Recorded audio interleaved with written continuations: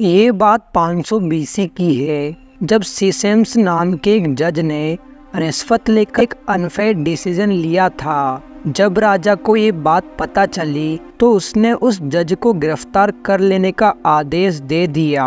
राजा ने सजा के तौर पर उस जज की खाल को जिंदा रहते ब्लेड की मदद से उसके शरीर से उतार देने का आदेश दिया था और उस जज से मरने से पहले ये पूछा गया कि तुम जिसे चाहो उसे अपनी जगह जज बना सकते हो। जिस पर लालच में आकर उस जज ने अपने बेटे ओटेंस को जज बनाने को कहा, जिसके तुरंत बाद राजा ने फरमान सुनाया कि जज की उतरी गई खाल से ही नए जज की गद्दी बनाए जाए, जिस पर उसी जज के बेटे ओटेंस को बैठना था।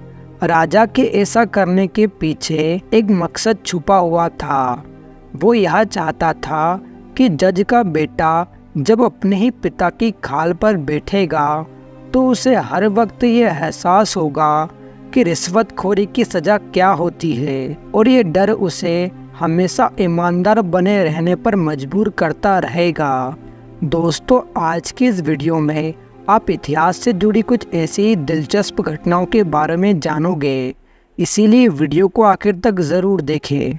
नंबर 1, 1952 के दौरान घने कोहरे ने पूरे लंदन को घेर लिया था। इसे ग्रेट स्मोक ऑफ लंदन का नाम दिया गया। इस दौर की सबसे हैरान कर देने वाली बात थी वो यह थी कि उस दौरान अंधे लोगों ने दूसरे लोगों को सेफली घर तक ड्रॉप किया था, क्योंकि अंधे लोग ही ऐसे थे जो बिना देखे ही रास्ता ढूंढने और सड़कों को पहचानने में माहिर थे।